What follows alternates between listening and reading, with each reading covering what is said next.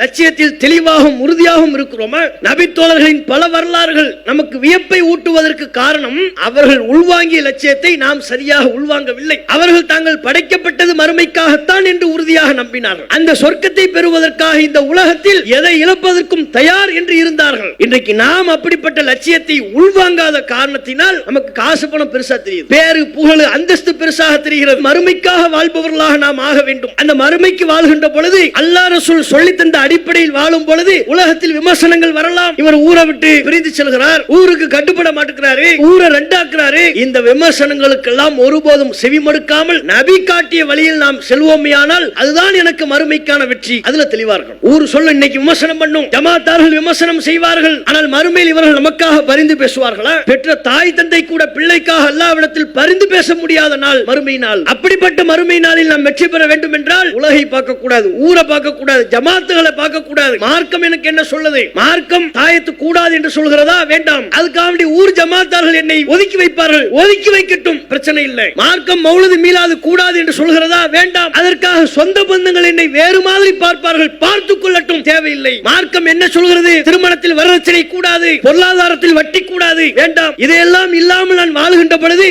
ஊர் என்னை இழித்தவாயன், பிழைக்க தெரியாதவன் என்று சொல்லுமையானால் சொல்லிவிட்டு போகட்டும், எனக்கு பிரச்சனை இல்லை. காரணம் என்னுடைய இலக்கு மறுமை. அந்த மறுமை என்கிற இலக்கை நோக்கி, அதில் சொர்க்கத்தை பெற வேண்டும் என்கிற இலக்கை நோக்கி வீறுநடை போட்டுக் கொண்டே இருக்க வேண்டும். அஸ்ஸலாமு அலைக்கும் வரஹ்மத்துல்லாஹி வபரகாத்துஹு. அன்பிற்கும் பாசத்திற்கும் உரிய அருமை சகோதர சகோதரிகளே, எல்லாம் உள்ள அல்லாஹ்வின் நல்லடியார்களே, அல்லாஹ்வின் மகத்தான கிருபையினால் இங்கு நடைபெற்றுக் கொண்டிருக்கிற மாநாட்டிலே ஆண்கள் பெண்கள் என அனைவரும் பெருந்திரளாக பேரார்வத்தோடு பங்கெடுத்துள்ளோம். இந்த தருணத்திலே இலக்கை மறந்த இஸ்லாமியர்கள் என்கிற தலைப்பு எனக்கு வழங்கப்பட்டுள்ளது. இந்த உலகத்தில் வாழ்கிற எந்த ஒரு மனிதனாக இருந்தாலும் அவனுக்கென்று ஒரு இலக்கு இருக்கும். தங்களுக்கென்று நிர்ணயித்து வைத்திருக்கிற இலக்கை முன்னோக்கி சென்று கொண்டிருப்பார்கள். இலக்கு இல்லாத மனிதர்களே இல்லை என்று சொல்லும் அளவில் ஒவ்வொருவருக்கும் ஒரு இலக்கு இருக்கிறது. அந்த வகையில அல்லாஹுவையும் அல்லாஹுவின் தூதரையும் நம்பிக்கை கொண்ட முஸ்லிமை பொறுத்தவரை அவருக்கும் இந்த உலக வாழ்க்கையில ஒரு உன்னதமான இலக்கு சொல்லித்தரப்பட்டிருக்கிறது. அந்த இலக்குதான் நாளை மறுமை நாளிலே சொர்க்கம் செல்ல வேண்டும். அழிந்து போகக்கூடிய இந்த உலகத்தில் அழியாத செல்வங்களாக இருக்கிற நல்ல அமல்களை அதிகம் அதிகம் சம்பாதித்து அல்லாஹ் நமக்கு வைக்கிற சோதனைகளை இறைவனின் அருளால் வென்று நாளை மறுமையில வெற்றி பெற வேண்டும். இந்த உலக வாழ்க்கை ஒரு முஸ்லிமின் மைய இலக்கு அல்ல. மறுமை என்கிற நிரந்தரமான அந்த வாழ்க்கை தான் முஸ்லிம்களின் லட்சிய இலக்காக மைய இலக்காக நமக்கு சொல்லித்தரப்பட்டிருக்கிறது. இதனை பற்றி முஸ்லிம்கள் நன்றாகவே அறிந்து வைத்திருக்கிறார்கள். எந்த ஒரு முஸ்லிமிடம் நீங்கள் கேள்வி எழுப்பினாலும் உன்னுடைய லட்சியம் என்ன, மறுமையில் உனக்கு என்ன வேண்டும், சொர்க்கம் வேண்டுமா நரகம் வேண்டுமா என்று கேள்வி எழுப்பினால் அவர் பள்ளிவாசலுக்கே செல்லாதவராக இருந்தால் கூட, திருக்குரானை படிக்காதவராக ஓதாதவராக இருந்தாலும் கூட சொல்வார், எனக்கு சொர்க்கம் தான் வேண்டும். அப்ப மறுமையில் சொர்க்கம் புக வேண்டும் என்கிற லட்சியம் ஒவ்வொரு முஸ்லிமுடைய உள்ளத்திலேயும் இருக்கிறது.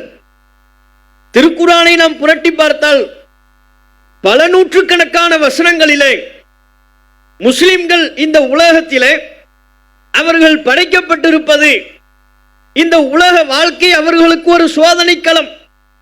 இந்த உலகம் நிரந்தரமானது அல்ல, மறுமைதான் நிரந்தரமானது. அந்த மறுமைக்காக வாழ வேண்டும். மறுமையில எந்தெந்த காரியங்களை இந்த உலகில் வாழும் பொழுது நாம் செய்தால் மறுமையிலே நாம் சொர்க்கம் புக முடியுமோ அந்த காரியங்களில் ஈடுபட வேண்டும். இந்த கருத்தை அல்லாஹ் ரப்புல் ஆலமீன் திருக்குர்ஆனிலே எண்ணற்ற வசனங்களில் நமக்கு வலியுறுத்துகிறான். ஒவ்வொரு முஸ்லிமுடைய லட்சியமும் சொர்க்கமாகத்தான் இருக்க வேண்டும், அந்த சொர்க்கத்திற்காகவே பாடுபட வேண்டும் என்பது திருக்குரானில் பக்கத்திற்கு பக்கம் நமக்கு சொல்லப்படுகிறது.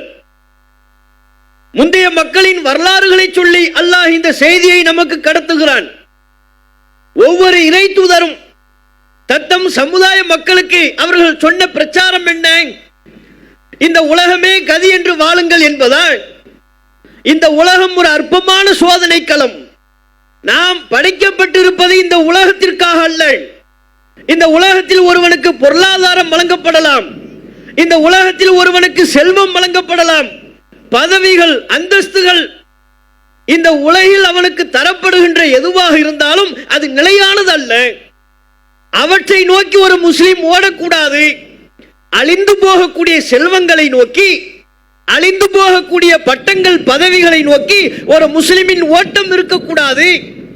அழியாத நிரந்தரமான மறுமையில் அல்லாஹ் தயாரித்து வைத்திருக்கிற சொர்க்கத்தை நோக்கி, அந்த சுவனத்தில் இறைவன் நமக்கு தரவிருக்கிற இன்பங்களை பெற வேண்டும் என்பதை நோக்கி ஒரு முஸ்லிமின் ஓட்டம் இருக்க வேண்டும். இதைத்தான் எல்லா இறை தூதர்களும் தத்தம் சமுதாய மக்களுக்கு பிரச்சாரம் செய்தார்கள். அல்லாஹ் திருக்குரானில் கூறுகிறான், வஸாரிஉ இலா மக்ஃபிரத்தின் மின் ரப்பிக்கும் வ ஜன்னத்தின் அர்துஹ ஸமாவாத்து வல் அர்து. அல்லாஹ்விடம் மன்னிப்பை பெறுவதற்கு விரைந்து வாருங்கள். வானம் பூமியை விட பிரம்மாண்டமான சொர்க்கத்தை நோக்கி நீங்கள் விரைந்து வாருங்கள். அல்லாஹ் அழைப்பு விடுக்கிறான்.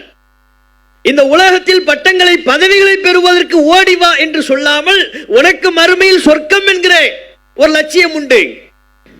அந்த நிலையான இன்பத்தை பெற வேண்டும் என்பதற்காக இவ்வுலக வாழ்வில் உன்னுடைய செயல்பாடுகளை அழகுபடுத்திக் கொள்ள வேண்டும். சொர்க்கத்தை பெறுவதை லட்சியமாக கொண்டு செயல்பட வேண்டும். மறுமையிலே வெற்றி பெறுவதுதான் ஒவ்வொரு முஸ்லிமின் லட்சியமாக, குறிக்கோளாக இருக்க வேண்டும் என்று அல்லாஹ் நமக்கு ஒவ்வொரு வசனத்திலும் வலியுறுத்துவதை பார்க்கிறோம். இந்த நேரத்தில் இந்த லட்சியத்தை முஸ்லிம்கள் சரியாக உள்வாங்கிக் கொண்டார்களா?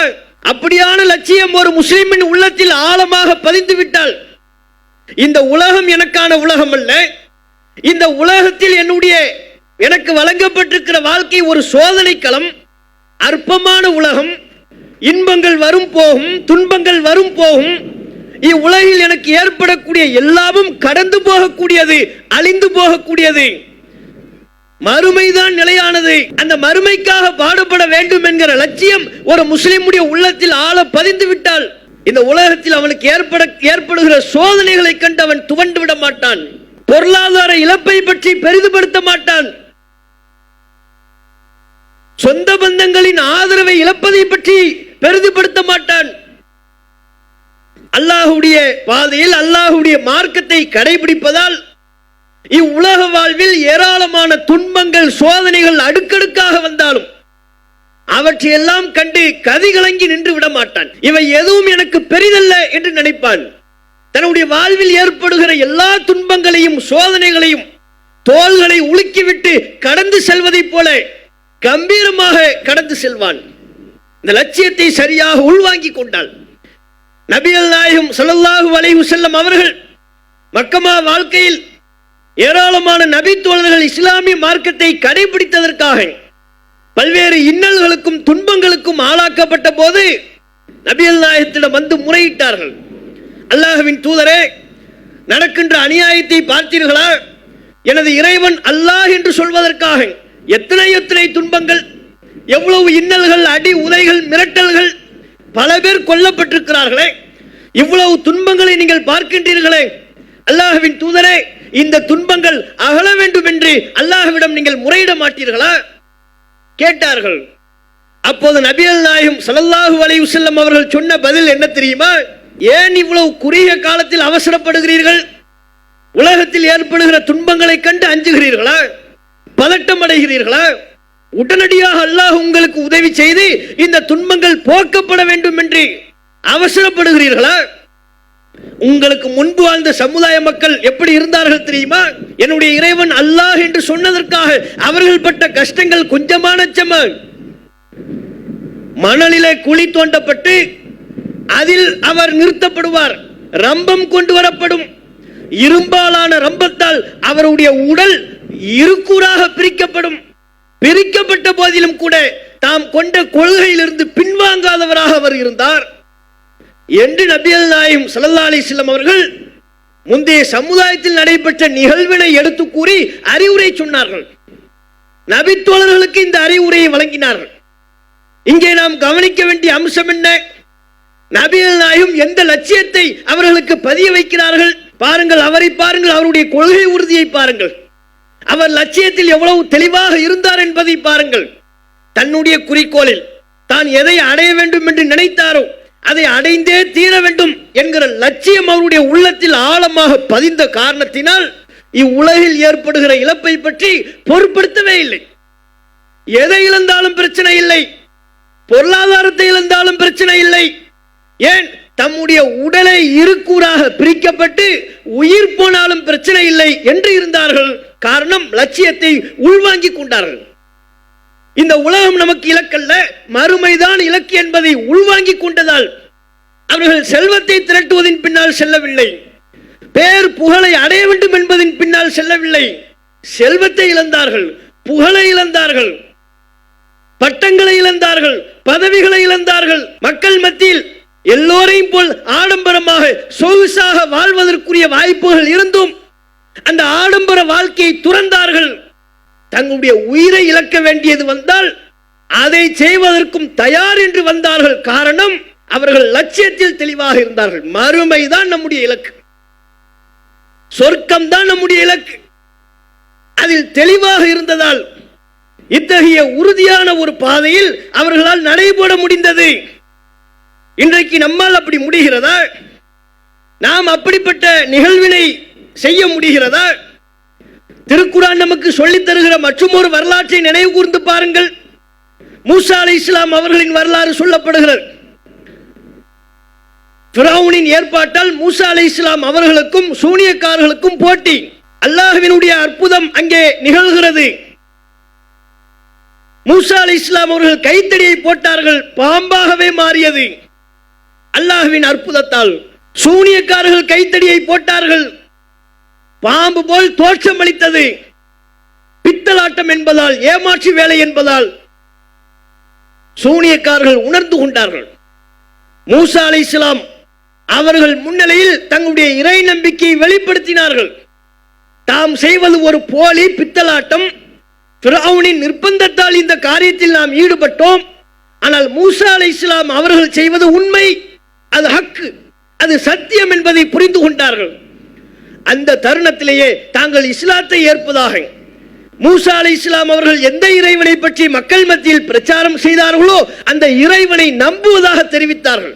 யார் முன்னிலையில்? ஃபிரௌன் முன்னிலையில்.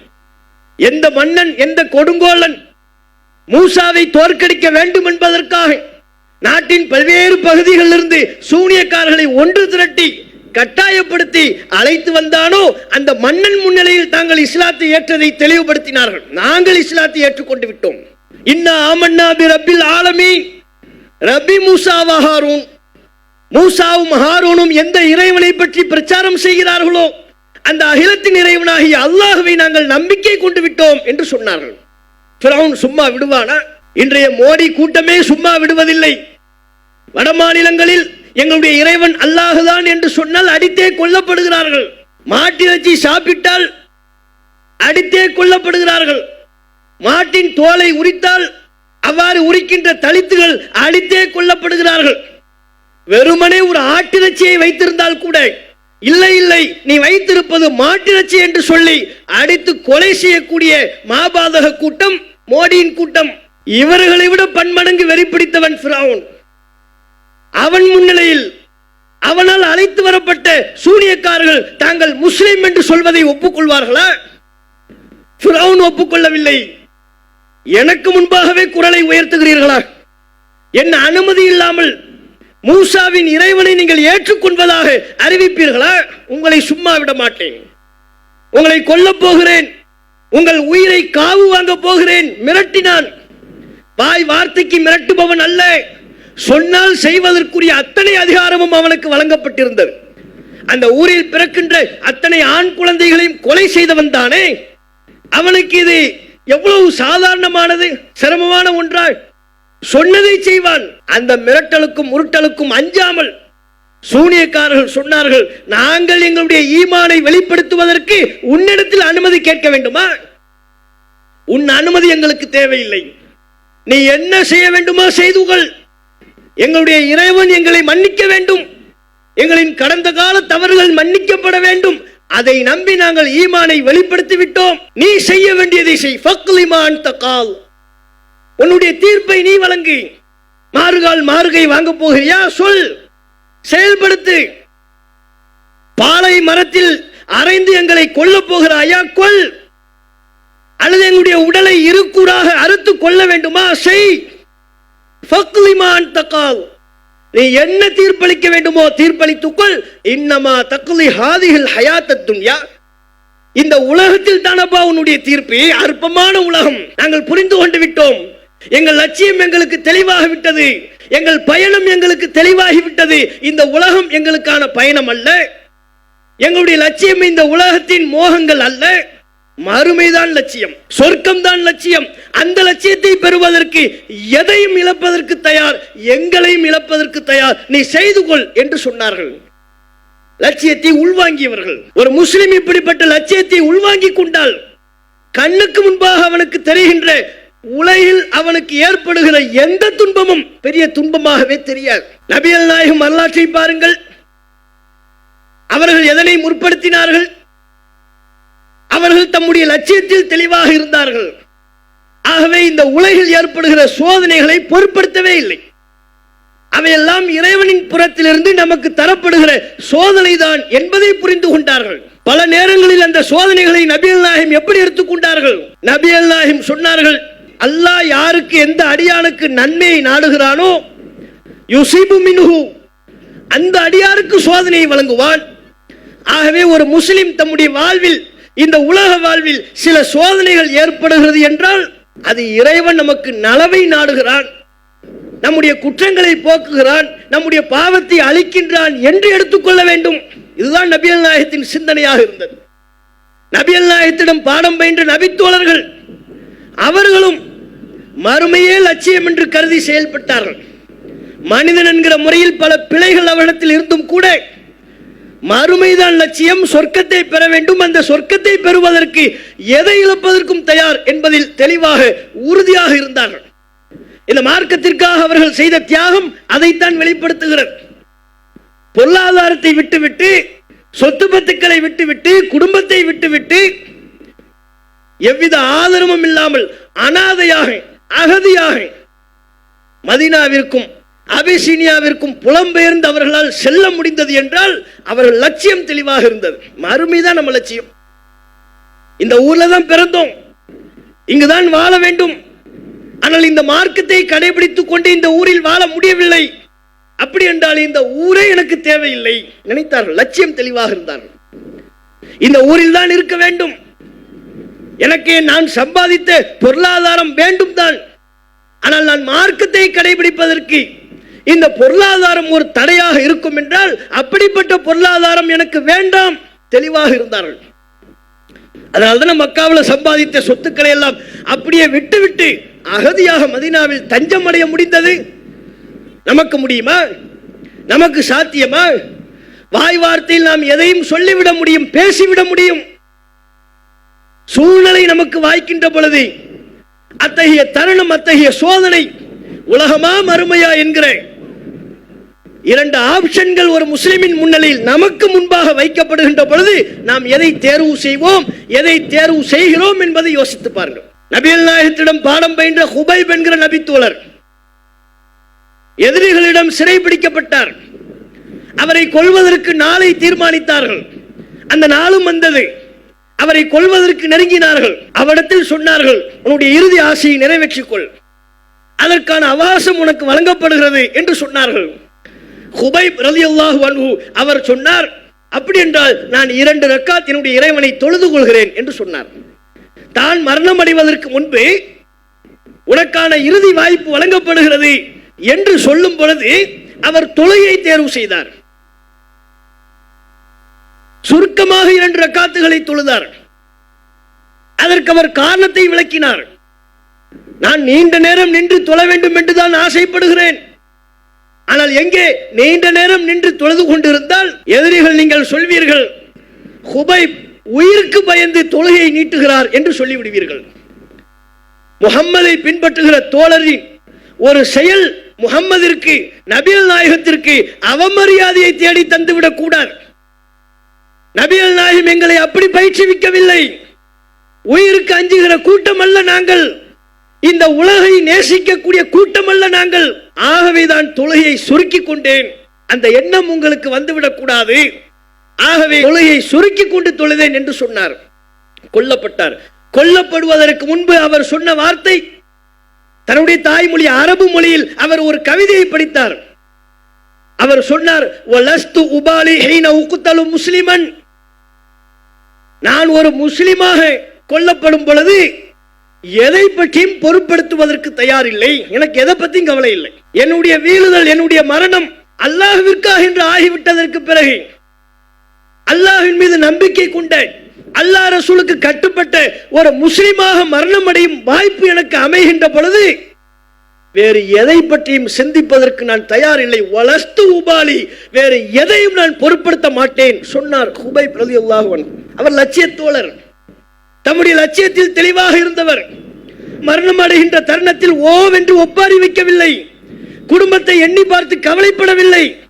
அவ்வாறு கவலைப்பட்டு கண்ணீர் வடித்தாலும் தவறில்லை என்றாலும் கூட அவர் மிக தெளிவாக உறுதியாக இருந்தார். நான் முஸ்லிமாக கொல்லப்பட போகிறேன், அல்லாஹ்வை தொழுது வணங்கி கொல்லப்பட போகிறேன், இறை வணக்கத்தை நிறைவேற்றிய நிலையில் இந்த உலகை விட்டு நான் பிரிகிறேன் என்றால் எனக்கு சந்தோஷம்.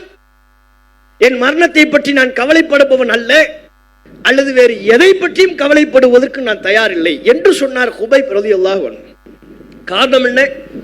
அவர்கள் லட்சியத்தை உள்வாங்கிக் கொண்டார்கள். இன்றைக்கு முஸ்லிம் சமூகத்தின் முன்னுள்ள கேள்வி என்ன? நாம் அவர்களை போன்று நம்முடைய லட்சியத்தை உள்வாங்கிக் கொண்டோமா? மறுமைக்காகத்தான் நாம் படைக்கப்பட்டிருக்கிறோம், அல்லாஹ்வை வணங்குவதற்காகத்தான் படைக்கப்பட்டிருக்கிறோம். அதனை நாம் சரியாக உள்வாங்கிக் கொண்டுதான் நம்முடைய செயல்பாடுகளை அமைத்துக் கொள்கிறோமா? அல்லாஹ் சொல்கிறான், வமா ஹலக்கத்துல் ஜின்ன வல் இன்ஸ இல்லா லியஅபுதூன், மனிதர்களையும் ஜின்களையும் என்னை வணங்குவதற்காகவே தவிர வேறு எதற்காகவும் நான் படைக்கவில்லை. அல்லாஹ்வை நம்ம இபாதத் வணங்கணும், வழிபடணும், அல்லாஹ்வை மட்டும் வணங்கணும். அல்லாஹ்வுக்கு எதையும் யாரையும் இணையாக்கி விடக்கூடாது. அந்த வணக்க வழிபாடுகளின் மூலம் அல்லாஹ்வுடைய அருளை பற்றி மறுமையில் சொர்க்கம் புக வேண்டும். இந்த லட்சியத்தை சரியா உள்வாங்கிக்கிட்டா மார்க்கத்துக்கு முரணான பாதையில பயணிப்போமா? இன்றைக்கு முஸ்லிம்களின் செயல்பாடுகளை பாருங்கள். அவர்களின் அன்றாட செயல்பாடுகள், அவர்கள் லட்சியத்திலிருந்து அவர்களுக்கென்று அல்லாஹ் நிர்ணயித்து தந்திருக்கிற இலக்கை விட்டு எவ்வளவு தொலைவில் சென்று கொண்டிருக்கிறார்கள் என்பதை நம்மால் புரிந்து கொள்ள முடியும். லட்சியத்தை மறந்த சமூகமாக முஸ்லிம் சமூகம் இன்றைக்கு இருக்கிறது. உலக மோகத்தில் மூழ்கி திளைத்தவர்களாக முஸ்லிம்கள் இன்றைக்கு இருந்து கொண்டிருக்கிறார்கள். மறுமையை மறந்து விட்டார்கள். அல்லாஹ் ரசூலுக்கு கட்டுப்பட வேண்டும் என்கிற அடிப்படையை மறந்து விட்டார்கள். மனம் போன போக்கில் பிற சமூகங்களை பார்க்கிறார்கள், பிற நாடுகளை பார்க்கிறார்கள், தம்மை சுற்றிலும் உள்ள மக்களை பார்க்கிறார்கள். அவர்கள் எப்படிப்பட்ட வாழ்க்கையை வாழ்கிறார்களோ அதுபோல் நாமும் நிம்மதியாக சந்தோஷமாக வாழ வேண்டும் என்று முடிவு செய்து அதன் அடிப்படையில் தம்முடைய செயல்பாடுகளை அமைத்துக் கொள்கிறார்கள். ஒரு முஸ்லிம் இந்த உலகத்தில் எவ்வளவு வேண்டுமானாலும் பொருளாதாரத்தை ஈட்டிக் கொள்ளலாம். மார்க்கத்தில் அவனுக்கு அனுமதி வழங்கப்பட்டிருக்கிறது. ஆனால் தடை செய்யப்பட்டவற்றிலிருந்து விலகி இருக்க வேண்டும். விலகி இருக்கிறார்களா? மறுமை என்கிற அந்த லட்சியத்தை உள்வாங்கி இருந்தால் ஒரு முஸ்லிம் வட்டியில் போய் விழுவானா? இன்றைக்கு வட்டியில் ஈடுபடாத முஸ்லிம்களே சொற்பம், மிக மிக குறைவு என்று சொல்லக்கூடிய வகையில முஸ்லிம்கள் வட்டியில மூழ்கி இருக்கிறாங்க. ஒன்று நேரடியாவே வட்டி வாங்குவாரு, கொடுப்பாரு, சர்வசாதாரணமா வட்டி வாங்குவார், அதை பற்றி பெரிதாகவே எடுத்துக்கொள்ள மாட்டார். ஒன்று அப்படி, அல்லது வட்டிக்கு ஆங்கிலத்தில் வேற வேற பேர் வச்சிருப்பாங்க, ஜீரோ இன்ட்ரெஸ்ட் போட்டுருவாங்க. ஆனா அது பாத்தீங்கன்னா வட்டியை வெவ்வேறு பேர்கள்ல, வெவ்வேறு மாற்று பேர்கள்ல, கவர்ச்சிகரமான பேர்கள்ல போய் விழுந்துருவாங்க. வட்டி அடிப்படையில் வீட்டுக்கு தேவையான பொருட்களை வாங்குவது, வட்டி அடிப்படையில் பைக் வாங்குவது, வட்டி அடிப்படையில் கார் வாங்குவது, பேங்க்ல உள்ள வட்டி பணத்தை எடுப்பது. ஏங்க இந்த வட்டியில போய் விழுறீங்கன்னு கேட்டா இதையெல்லாம் இன்னைக்கு தவிர்க்க முடியாது பாய், இவரே சொல்லிடுவார். இதெல்லாம் தவிர்த்தா செத்து போயிருவோமா நம்ம, இதையெல்லாம் தவிர்க்க முடியாது பாய். பேங்க்ல உள்ள வட்டி பணத்தை நம்ம எடுக்காட்டி வேற எவனாவது எடுத்துருவான். எடுத்த உனக்கு என்ன? வேற எவன் போய் அக்கவுண்ட்ல புகுந்து எடுக்க போறான்? எடுத்த நமக்கு என்ன? இப்படி பல்வேறு காரணங்களை சொல்லிக்கொண்டு நமக்கு நாமே சமாளிப்புகளை ஏற்படுத்தி கொண்டு அந்த வட்டி பணத்தை இழப்பதற்கு நாம் தயாரில்லை. அதைத்தானே காட்டுது. சொற்ப தொகை, அதை இழப்பதற்கு நமக்கு மனம் இல்லை. எல்லோரும் செய்கிறார்கள், ஆதலால் நானும் செய்கிறேன். இந்த பதில் ஏற்புடையதா? மறுமையின் மீது பற்று கொண்ட லட்சியத்தில் உறுதிப்பாட்டோடு தீவிரத்தோடு செயல்படுகிற ஒரு முஸ்லிம் இப்படி சொல்லலாமா? எல்லோரும் வட்டியில் விழுகிறார்கள். வட்டியிலிருந்து இன்னைக்கு யார் பாய் விலகி இருக்கிறார்?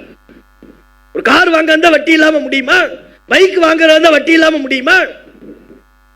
அப்ப ஹலால் ஹராமை பார்ப்பதற்கு தயாரில்லை. வட்டி என்கிற ஒன்று மாத்திரமல்ல, அடுத்தவர்களின் பொருளாதாரத்தை தவறான முறையில் பெறுவதும் மார்க்கத்தில் ஹராம். இஸ்லாமிய மார்க்கம் பொருளீட்டுவதற்கு ஹலால் ஹராமை பார்க்க வேண்டும் என்று சொல்கிறது. நபிகள் நாயகம் சொன்னார்கள், மறுமை நெருக்கத்தில் ஒரு காலம் வரும். அந்த காலத்தில் ஒரு முஸ்லிம், ஒரு மனிதன் பொருளாதாரத்தை தாம் எப்படி சம்பாதிக்கிறோம் என்பதையே பொருட்படுத்த மாட்டான். அப்படிப்பட்ட ஒரு காலம் வரும். அமினல் ஹலாலி அம்மினல் ஹராம், இது அனுமதிக்கப்பட்டதா அல்லது தடை செய்யப்பட்டதா என்றெல்லாம் ஆய்வு செய்யவே மாட்டான். காசு பணம் வந்தா போதும் என்று நினைப்பான். அப்படி ஒரு காலம் வரும் என்று நபிகள் நாயகம் சொன்னார்கள். வந்து விட்டதா இல்லையா? இன்றைக்கு நாம் அடைந்திருக்கிற இந்த காலகட்டம் பொருளாதாரம் எந்த வழியில் வருகிறது என்று வரும் வழியை ஆய்வு செய்கிறோம். இது சரியான வழியா? இது எனக்கு ஹலாலா? இது எனக்கு அனுமதிக்கப்பட்ட முறையா? இந்த வழி வட்டியின் அடிப்படையில் வருகிறது, இது எனக்கு ஹராம். இது வரதட்சணையின் அடிப்படையில் வருகிறது, இது எனக்கு ஹராம், கூடாது. ஏன்? வரதட்சணை அடுத்தவுடைய பொருளாதாரத்தை பறிப்பது தானே. திருமணத்தை ஒட்டி பொருளாதாரத்தின் பேரில் பேரம் பேசுவது, மணமகள் வீட்டாரிடம் மணமகன் வீட்டார் ஒரு தொகையை கேட்பது, திருமணத்தின் பேர்ல கேட்கிறது. எவ்வளவு தருவீங்க? எதுக்கு? கல்யாண மண்டபம்ல மாப்பிள்ளைக்கு வரதட்சணையா எவ்வளவு தருவீங்க? 1 லட்சம் 2 லட்சம். முந்தைய காலத்தில் வெளிப்படையா பேசிக்கிட்டு இருந்தாங்க. இப்ப வெளிப்படையா பேசுறது இல்லை. ஜென்டில்மேன் அக்ரிமெண்ட் மாதிரி. இவர் வாயினால சொல்ல மாட்டாரு, அவங்களும் வாயினால கேட்க மாட்டாங்க. ஆனா மறைமுகமா ஒரு ஒப்பந்தம் 2 பேருக்கும் ஆயிருக்கும். இந்த பெண்ணு பார்க்க போறோம்ங்கிற குரூப்ல சில பெண்கள் போவாங்க. போய் அங்க போய் இந்த செய்தியை சொல்லிட்டு வந்துருவாங்க. முதல் மருமக 25 பவுன் நகை போட்டு வந்தாங்க. ஒரு தகவலுக்கு சொல்றோம் வாங்க, அப்பதான் விளங்கிக்கணும். இந்த தகவல் எதுக்கு? இது மறைமுகமா கேட்கிறாங்க. 25 பவுன் முதல் மருமக போட்டு வந்தாக, நீங்க எவ்வளவு போட போறீங்க? முதல் மருமகளுக்கு 3 லட்சம் ரூபாய் கொடுத்தாங்க. இது எதுக்கு? நீங்க எவ்வளவு தர போறீங்க? அப்ப மறைமுக டீலிங். இப்படி வரதட்சணையை நகையாகவும் பணமாகவும் கேட்டும் மறைமுகமாக உணர்த்தியும் பெறக்கூடிய அந்த பொருளாதாரம் நமக்கு ஹலாலா? அதை யோசிச்சு பார்த்தோமா? நாம என்ன நினைக்கிறோம்? ஐவேளை தொழுகையை நிறைவேற்றி விட்டால், ரமலான் மாதத்தில் நோன்பை வைத்து விட்டால், பொருளாதாரத்தை அல்லாஹ் வாரி வழங்கியிருக்கின்ற நிலையில் ஒரு முறை ஹஜ்ஜுக்கு சென்று வந்து விட்டால் அத்தோடு நாம் முஸ்லிம் என்கிற அந்த கருத்து பரிபூர்ணம் அடைந்து விடுமா? முஸ்லிம் என்கிற நம்முடைய செயல் ஒவ்வொரு நாளும் இருக்கிறது. ஐவேளை தொழுகையின் போது மாத்திரமல்ல, தொழுகையும் அவசியம். முஸ்லிம் என்பதற்குண்டான அடிப்படை அடையாளம் தொழுகை, மாற்று கருத்தில்லை. அத்தோடு முஸ்லிம் என்கிற அம்சம் நின்று விடுவதில்லை. தொழுகைக்கு வெளியிலும் ஒருவன் முஸ்லிம் என்பதை நிலைநிறுத்த வேண்டிய அம்சங்கள் இருக்கிறது. நோன்புக்கு வெளியிலும் ஒருவன் முஸ்லிம் என்பதை நிலைநாட்டக்கூடிய செயல்பாடுகள் இருக்கிறது. ஹஜ்ஜுக்கு வெளியிலும் மக்களோடு நாம் தொடர்பாக கூடிய விஷயங்களையும், சொந்த பந்தங்களுக்கு நாம் செய்ய வேண்டிய கடமைகளிலும், பிற மக்களுடன் நாம் வாங்குகின்ற கொடுக்கல் வாங்கலில் ஹலால் ஹராமை கவனிக்கின்றோமா என்பதிலும் நாம் முஸ்லிம் என்பதை நிலைநாட்டக்கூடிய அம்சம் இருக்கிறது. எத்தனை பேர் இதை கவனிக்கிறோம்? அப்ப மறுமையை இந்த உலகத்தில் காசு பணம் பெருசு இல்லைங்க என்று ஒருவர் நினைப்பாரே, ஆனால் வரதட்சணை பணத்துக்காக ஏங்கி தவிப்பாரா? எவ்வளவு எவ்வளவு சொல்லி கேட்பாரா?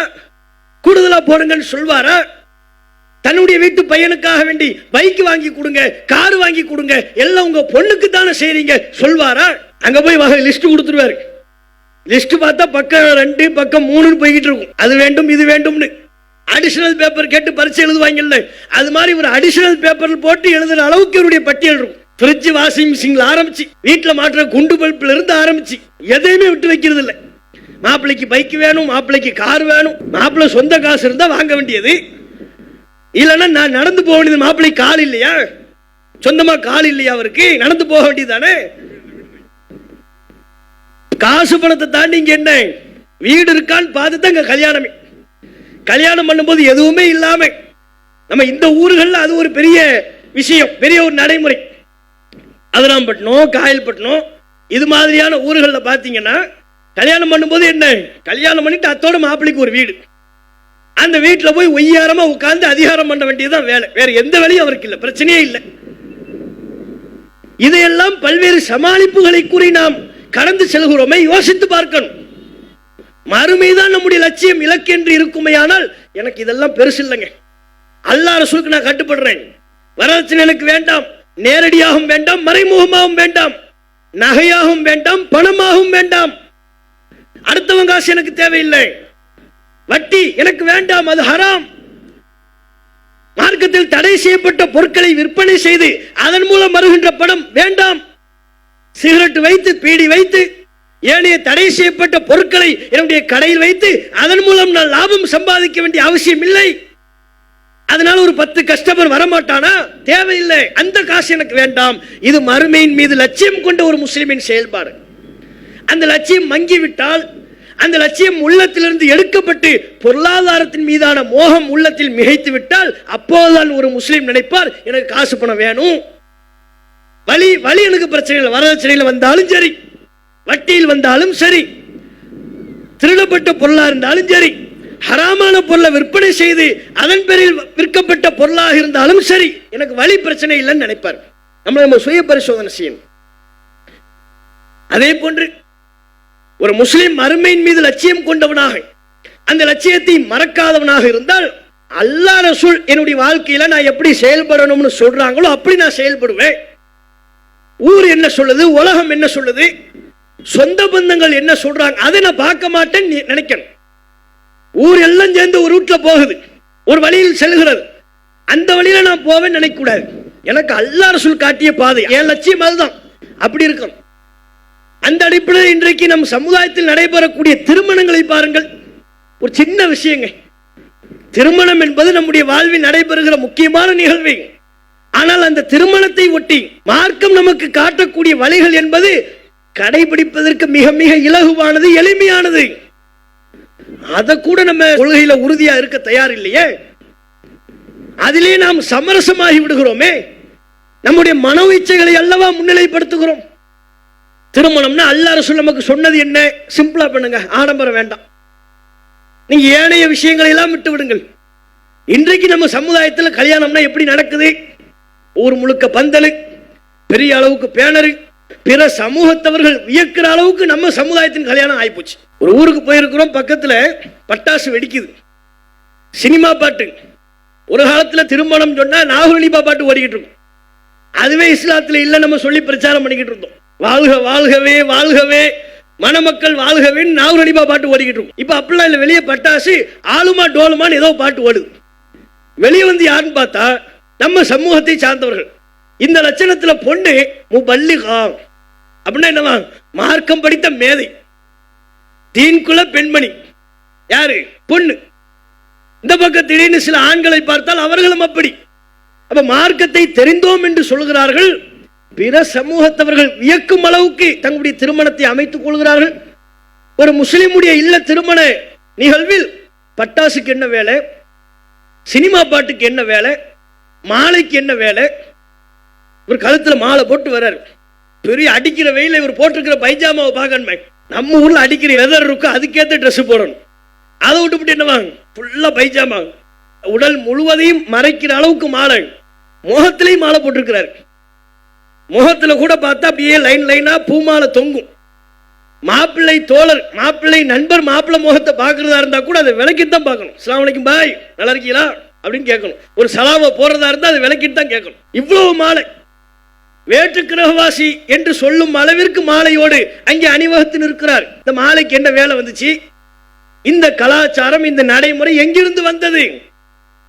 சினிமா பாட்டு, மண்டபத்தில் சினிமா பாட்டு ஓடிக்கிட்டு இருக்குது, மாப்பிள்ளையும் பொண்ணை மேடையில் காணும்,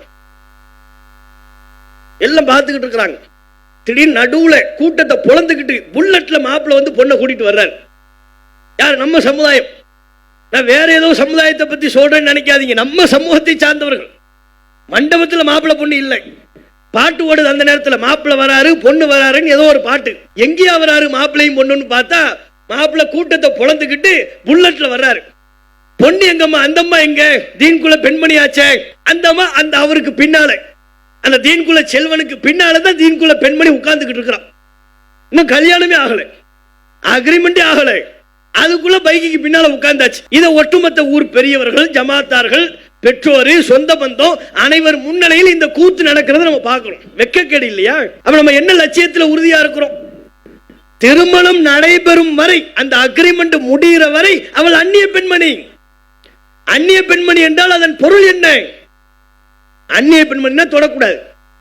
அந்நிய பெண்மணி என்றால் பக்கம் பக்கமாக உட்கார இயலாது, உடல் படும் வகையில் உட்கார முடியாது. அக்ரிமெண்ட் நடக்கல, அதுக்குள்ள ஒரு பைக்ல கூட்டிக்கிட்டு வர்றாரு. இது சந்தோஷமா சிரிச்சுக்கிட்டு பாக்குறாங்க. இன்னொரு கூட்டம் இதே கூத்துகளை பண்றாங்க. பாட்டு மட்டும் வேற. அங்க மாப்பிள்ளை வராரு பொண்ணு வராருன்னா இங்க அரபு பாட்டு ஓடுது. தலால் பத்ரு அலைனான் ஏதோ அரபி பாட்டை போட்டுக்கிட்டு, ஊர்ல உள்ள பெரிய ஜமீன் இவர் வரும்போது கூட்டத்தை பொழந்துக்கிட்டு பெரிய பாட்டு. அப்ப இந்த ஆடலு பாடலு இன்னிசை கச்சேரிகள், இந்த உலக மோகங்களின் மீது பற்று கொண்டு அதன் அடிப்படையில் திருமணத்தில் ஈடுபடுகிற ஒரு முஸ்லிம் லட்சியவாதி முஸ்லிமா இருக்க இயலுமா? மறுமையின் மீது லட்சியம் இருந்தா எனக்கு இந்த மோகம்லாம் தேவையில்லை என்றல்லவா முடிவெடுப்பார். இது எனக்கு தேவையில்லைப்பா, ஊர்ல 1000 பேர் கல்யாணம் இப்படி நடக்கட்டும், எனக்கு இந்த முறை வேண்டாம். அல்லாஹ் ரசூல் எனக்கு எப்படி காட்டி தந்தார்கள்?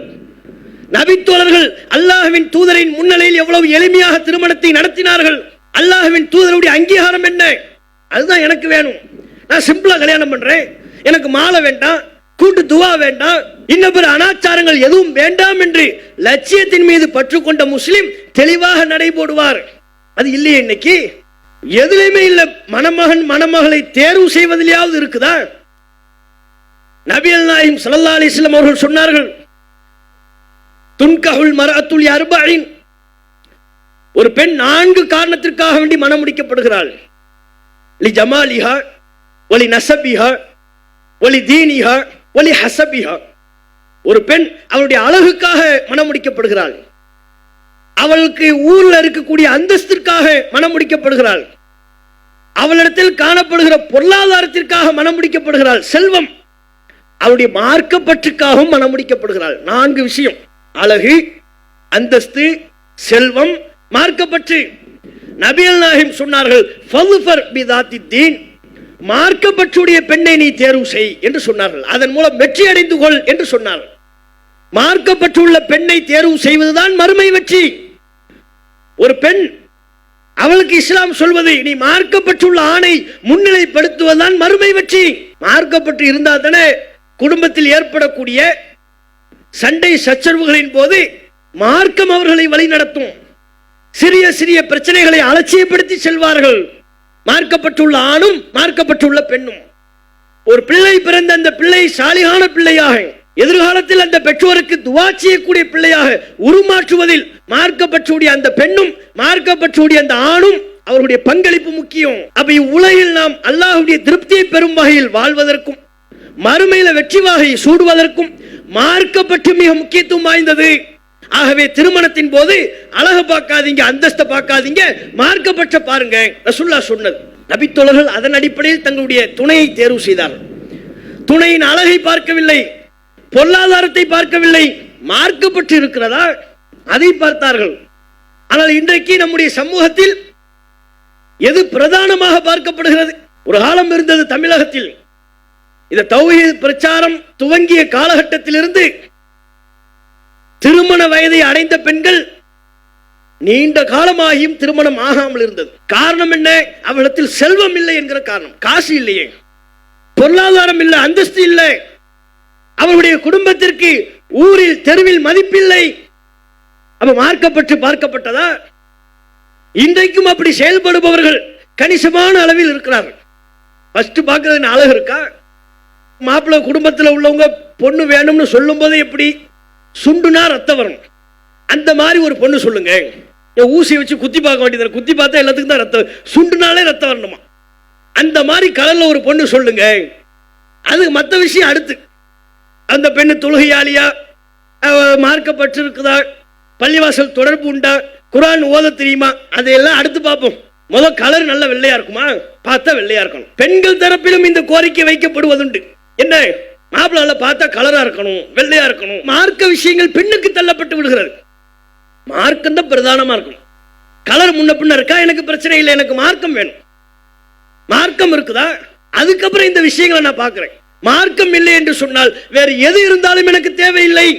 குர்ஆன் அப்படித்தான் வழிகாட்டுது. அல்லாஹ்வுக்கு இணை கற்பிக்கக்கூடிய பெண்களை பற்றி அல்லாஹ் சொல்லுகின்ற பொழுது, நபியே, இணை கற்பிக்கும் பெண்களை நீங்க கல்யாணம் பண்ணக்கூடாது, மூமின்கள் கல்யாணம் பண்ணக்கூடாது. இணை கற்பிக்கிற பெண்கள் அவர்களின் அழகு உங்களை கவர்ந்தாலும் சரி, அழகல்ல விஷயம். அழகு நீங்க பார்க்காதீங்க.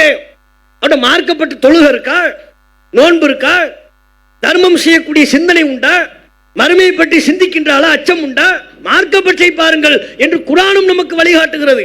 ஆனா இன்னைக்கு சமூகத்தில் அது குறைந்து விடுவதை பார்க்கணும். அதுவும் இன்றைய நவீன தலைமுறை மார்க்கப்பற்றுலாம் இரண்டாம் பட்சம். இவர் எல்லாம் காதல்ல மூழ்கிடுவார்.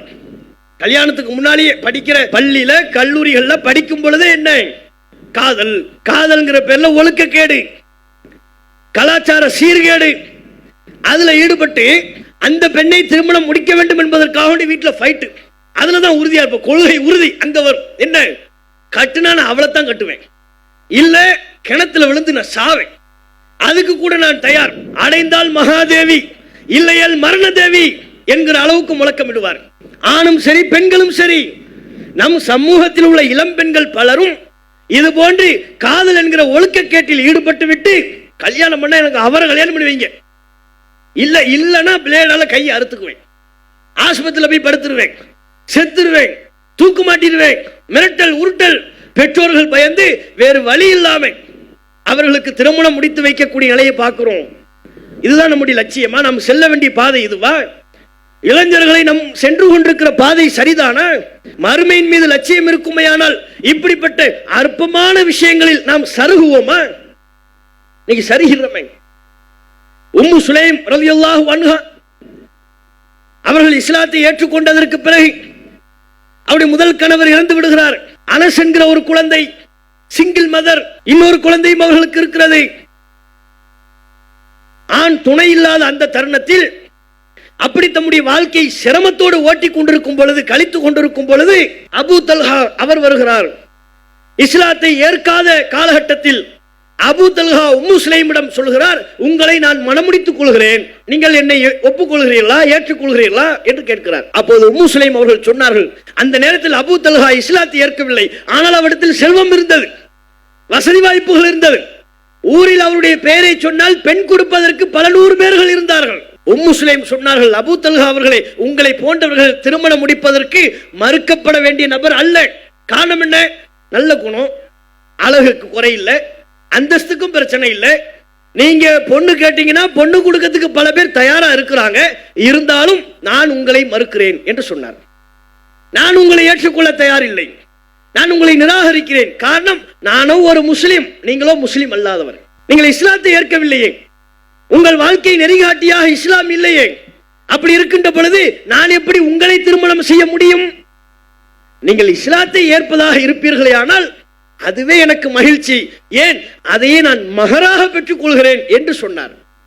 பெரிது ஒரு சந்தர்ப்பத்தில் அபூ தல்ஹா அவர்கள் இஸ்லாத்தை ஏற்றார்கள். அதற்கு பிறகு உம்மு சுலைம் அவர்கள் அபூ தல்ஹாவை திருமணம் முடித்தார்கள். பாருங்க, வாழ்க்கையில ஒரு ஆண் துணை இல்லாம பிள்ளைகளை வளர்த்தெடுப்பது எவ்வளவு பெரிய கஷ்டம். அந்த நேரத்தில் ஒரு செல்வந்தர் வருகிறார், அழகு நிறைந்த நபர் வருகிறார், அந்தஸ்து மிக்க நபர் வருகிறார், நான் உங்களை திருமணம் செய்து கொள்கிறேன் என்கிறார். மசியவில்லை, மாட்டேன், முடியாது என்று சொன்னார் உம்மு சுலைம் ரலியல்லாஹு அன்ஹா. காரணம், அவர்களுடைய லட்சியத்தில் அவர்கள் தெளிவாக இருந்தார்கள். நான் முஸ்லிம், நீங்கள் முஸ்லிம் அல்ல, நான் இஸ்லாத்தின்படி நடப்பவள், இஸ்லாம் உங்களுடைய வாழ்க்கை நெறியாக இல்லை, ஆகவே உங்களை நான் மணமுடிக்க மாட்டேன் என்று உறுதிபட சொல்கிறார்கள் என்றால் அவர்கள் மறுமையின் மீது அந்த லட்சியத்தில் தெளிவாகவும் உறுதியாகவும் இருந்தார்கள். அந்த தெளிவு, அந்த உறுதி இன்னைக்கு நமக்கு இல்லையே. உலக மோகத்தின் பின்னால் அல்லவா சென்று கொண்டிருக்கிறோம். ஊர் எப்படி செல்கிறதோ, பொருளாதாரம், உலக மோகம், உலகத்தின் பாதையில் எல்லா மக்களும் எப்படி செல்கிறார்களோ அப்படி சென்று கொண்டிருக்கிறோம். அல்லாஹ்வுடைய திருப்தி நமக்கு பிரதானமானதாக இல்லை. நம்முடைய ஒவ்வொரு செயல்பாட்டையும் அல்லாஹ்வுக்கு நான் கட்டுப்பட்டு நடக்கின்றேனா, அல்லாஹ்வின் தூதருக்கு நான் கட்டுப்பட்டு நடக்கின்றேனா, அதை பார்ப்பதே இல்லை. காலங்காலமா நம்ம முன்னோர்கள் என்ன சொன்னாங்க, எதை நமக்கு சொல்லி தந்தாங்க, அதன்படி நாம் செயல்பட்டுக் கொண்டிருக்கிறோம். நீங்கள் பாருங்கள், முஸ்அப் இப்னு உமைர் ரலியல்லாஹு அன்ஹு அவர் செல்வ செழிப்பான குடும்பத்தைச் சேர்ந்தவர். இஸ்லாத்தை ஏற்றார். அவருடைய குடும்பத்தில் ஆதரவில்லை. குடும்பத்திலிருந்து அவரை வெளியே அனுப்பிவிட்டார்கள். குடும்பத்தார் அவர்களை ஏற்கவில்லை, ஆதரிக்கவில்லை. இஸ்லாத்தை ஏற்ற காரணத்தினால் உலகத்தில் ஏராளமான துன்பங்களை அனுபவித்தார், கஷ்டங்களை அனுபவித்தார். பத்ர் யுத்தத்தில் பங்கெடுத்தார். முஸ்லிம்கள் சந்தித்த மிக நெருக்கடியான யுத்தம் அது. அந்த யுத்தகலத்தில் பங்கெடுத்தார். அடுத்து உஹது யுத்தம், அந்த யுத்தகலத்தில் பங்கெடுத்தார். உஹதில் கொல்லப்பட்டு விட்டார். ஒரு இளைஞர், செல்வ செழிப்பான குடும்ப பின்புலம், அந்த செல்வத்தை எல்லாம் உதறிவிட்டு இஸ்லாத்தை ஏற்று குறுகிய காலத்தில் அவருடைய உலக வாழ்க்கை முடிந்து விட்டது. உஹதில் கொல்லப்பட்டு விட்டார். அவரை கஃபன் செய்வதற்கு நபிகள் நாயகமும் ஏனைய நபித்தோழர்களும் ஆடையை தேர்வு செய்கிறார்கள். கஃபன் செய்வதற்கு ஆடை இல்லை. சிந்தித்து பாருங்கள், இந்த நிலை யாருக்கேனும் உண்டா? கஃபன் செய்வதற்கு ஆடை இல்லை என்கிற நிலை உலகத்தில் யாருக்கேனும் ஏற்பட்டிருக்கிறதா? நீங்கள் கேள்விப்பட்டதுண்டா? நீங்கள் படித்ததுண்டா அப்படி ஒரு வரலாற்றை? முஸ்அப் இப்னு உமைர் ரலியல்லாஹு அன்ஹு அவரை கஃபன் செய்வதற்கு ஆடை இல்லை. ஒரே ஒரு ஆடை வைத்திருந்தார். அந்த ஆடையை கொண்டு கஃபன் செய்தால் தலையை மறைத்தால் கால் தெரிகிறது, கால் பகுதியை மறைத்தால் தலை தெரிகிறது. நபிகள் நாயகம் அழுது கொண்டே சொன்னார்கள், ஏனைய நபி தோழர்கள் அழுது கொண்டே அந்த ஆடையை கொண்டு தலையை மறைத்துவிட்டு முகத்தை மறைத்துவிட்டு கால் பகுதியில், அவர்கள் காலத்தில் மதீனாவில் கிடக்கின்ற இதுகிர் என்கிற வகையை சார்ந்த புல், அந்த புல்லை கொண்டு அவர்கள் மறைத்தார்கள். அந்த புல்லைத்தான் வீட்டில் அவர்கள் பயன்படுத்துவார்கள். அந்த புல்லையே கஃபன் ஆடையாக, காலை மறைக்கிற ஆடையாக பயன்படுத்தினார்கள். முஸ்அப் ரலியல்லாஹு அன்ஹு அவர்கள் இந்த உலகை விட்டு பிரிகின்ற பொழுது மேல் மிச்சமாக இடத்தில் ஆடை கூட இல்லையே, கஃபன் செய்வதற்கு ஆடை இல்லையே. அப்படி என்றால் அவருடைய லட்சியம் எதுவாக இருந்திருக்கிறது என்று யோசித்து பாருங்கள். இந்த உலகத்தில் காசு பணம் அவருடைய லட்சியமாக இருக்கவில்லை. பொருளாதாரத்தின் பின்னால் அவர் செல்லவில்லை. அல்லாஹ்வுடைய திருப்தியை லட்சியமாக கொண்டு மறுமையில் சொர்க்கம் செல்ல வேண்டும் என்பதை லட்சியமாக கொண்டு செயல்பட்டிருக்கிறார். அதனால தான் ஒரு ஆடையை விட கூடுதலாக இன்னொரு ஆடை இல்லை. நமக்கு கூட இன்றைக்கு அந்த நிலை இல்லையே. நாம் மன்னித்து விட்டால் கஃபன் செய்வதற்கு ஆடை இல்லை என்று சொல்ல முடியுமா? எத்தனை எத்தனை ஆடைகளை நாம் வைத்திருக்கிறோம். அல்லாஹு ரப்புல் ஆலமீன் இந்த மார்க்கத்திற்காக பாடுபட்ட ஆரம்ப கால நபித்தோழர்களை விட நம்மை சிறந்த நிலையில் வைத்திருக்கிறான். அவர்கள் பார்க்காத உணவுகளை நாம் பார்த்துக் கொண்டிருக்கிறோம், சாப்பிட்டுக் கொண்டிருக்கிறோம். அவர்கள் பார்க்காத உலகத்தின் இன்பங்களை நாம் அனுபவித்துக் கொண்டிருக்கிறோம். அப்துல் ரஹ்மான் இப்னு அவுஃப் என்கிற நபித்தோழர் நோன்பு வச்சிருக்கிறாரு, உபரியான நோன்பு. அதை திறப்பதற்காக சாப்பாடு வைக்கப்படுகிறது. அந்த உணவை பார்த்து அழுதார் அப்துல் ரஹ்மான் இப்னு அவுஃப் ரலியல்லாஹு அன்ஹு. முஸ்லிமில் பதிவு செய்யப்பட்ட ஹதீஸ். அழுததற்கு அவர் காரணம் சொன்னார். என்னை விட சிறந்த தோழர்கள் அவர்களெல்லாம் இந்த உலகை விட்டு பிரிந்து செல்கின்ற பொழுது உலகத்தின் இன்பங்கள் எதையும் அனுபவிக்காமலேயே பிரிந்து சென்றார்கள். உலகத்தின் இன்பங்களை அவர்கள் அனுபவிக்கவில்லை. இந்த உணவை எல்லாம் அவர்கள் கண் கொண்டு கூட பார்த்ததில்லை. ஆனால் என்னை விட சிறந்தவர் ஹம்சா, என்னை விட சிறந்தவர், அவர் இந்த இன்பத்தை அனுபவிக்கவில்லை. முஸ்அப் இப்னு உமைர் என்னை விட சிறந்தவர். யார்?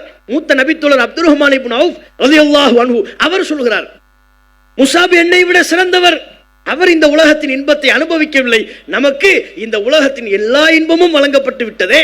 அல்லாஹ் எனக்கு மறுமையில் எந்த நற்பேரையும் இல்லாமல் ஆக்கி விடுவானோ என்று பயம் என்னை ஆட்டுவிக்கிறது என்று சொல்லி அழுதார்கள். அப்துல் ரஹ்மான் இப்னு அவுஃப் ரலியல்லாஹு அன்ஹு அவர்கள் அழுதார்.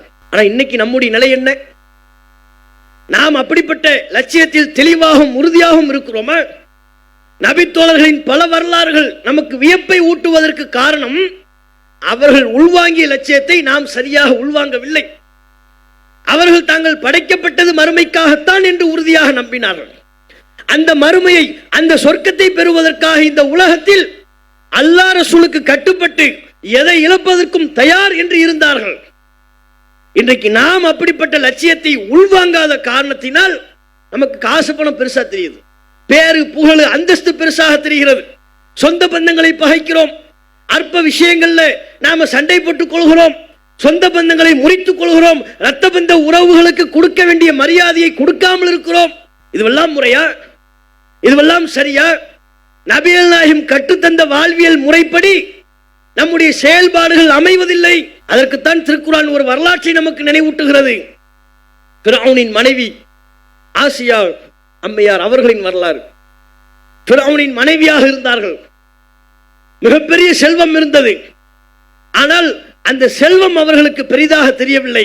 அல்லாஹ்விடத்தில் பிரார்த்தனை செய்தார்கள். தாங்கள் இறை நம்பிக்கை கொண்ட பின் ஃபிரௌனின் மனைவி அவர்கள் சொன்னார்கள், இறைவா, ரப்பி இப்னிலி இந்தக பைத்தன் ஃபில் ஜன்னah வ நஜ்ஜினி மின் ஃபிரௌன வ அமலிஹி வ நஜ்ஜினி மினல் கௌமில் ஸாலிமீன். இறைவா, எனக்கு மறுமையில ஒரு வீட்டை தான். அவங்க லட்சியம் பாருங்க. இந்த காசு, இந்த மாட மாளிகை, இந்த சுகபோக வாழ்க்கை இது எனக்கு தேவையில்லை. எனக்கு மறுமை வேண்டும். மறுமையில நீ எனக்கு கட்டி தருகிற வீடு வேண்டும், மாளிகை வேண்டும். அது எனக்கு தா இறைவா. ஃபிரௌனின் கூட்டத்தாரிடமிருந்து என்னை காப்பாற்று.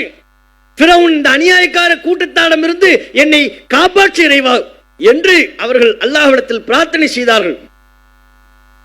அவர்களின் உள தூய்மையை அல்லாஹ் அங்கீகரித்து ஒட்டுமொத்த மூமின்களுக்கும் முன்னுதாரணமாக அன்னை ஆசியா ரலியல்லாஹு அன்ஹா அவர்களை அல்லாஹ் குறிப்பிடுகிறான். இவர்களைப் போல் மறுமைக்காக வாழ்பவர்களாக நாம் ஆக வேண்டும். அந்த மறுமைக்கு வாழ்கின்ற பொழுது அல்லாஹ் ரசூல் சொல்லித் தந்த அடிப்படையில் வாழும் பொழுது உலகத்தில் விமர்சனங்கள் வரலாம். நம்மை விமர்சனம் செய்வார்கள். இவர் ஊரை விட்டு பிரிந்து செல்கிறார், ஊருக்கு கட்டுப்பட மாட்டேங்கிறாரு, இவர் ஊரை ரெண்டாக்குறாரு, இவர் மௌலிது ஓதுவதில்லை, மீலாது விழா கொண்டாடுவதில்லை, பல விமர்சனம் செய்வார்கள்.